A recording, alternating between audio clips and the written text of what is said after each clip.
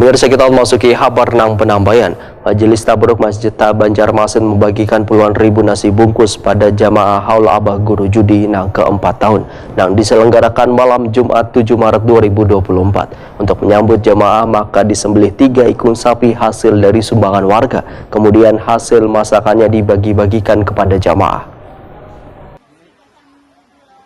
Majelis Tabaruk Masjid Banjarmasin membagikan puluhan ribu nasi bungkus pada jamaah Haul Al-Alimul Al-Alamah Al-Fadil Tuan Guru Kyai Haji Ahmad Juhdi Anur atau nang dikenal dengan ngaran Abah Guru Juhdi nang ke-4 tahun nang diselenggarakan malam Jumat 7 Maret 2024.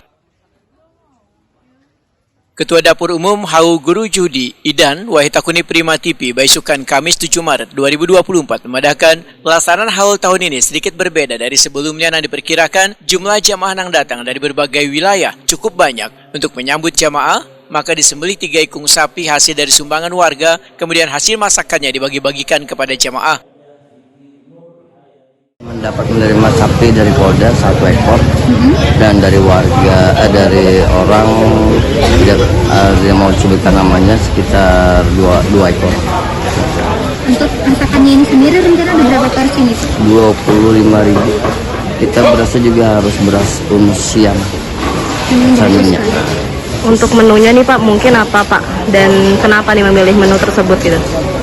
Karena untuk menyamanin para jamaah Abah Haji. Jadi menunya itu insya Allah nasi samen. Kami sudah mulai ada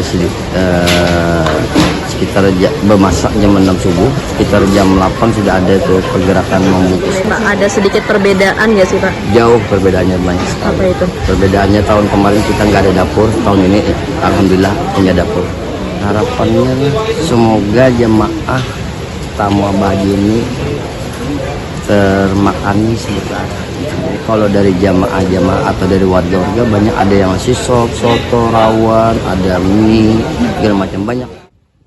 Idan memadahkan, dalam perayaan haul tahun ini, Majelis Tabaruk Banjarmasin karena kesulitan memasak lantaran sudah tersedia dapur umum, baik gasan memasak hingga membungkus nang diharapkan seberataan jamaah dapat menikmati nasi nang telah dibagikan.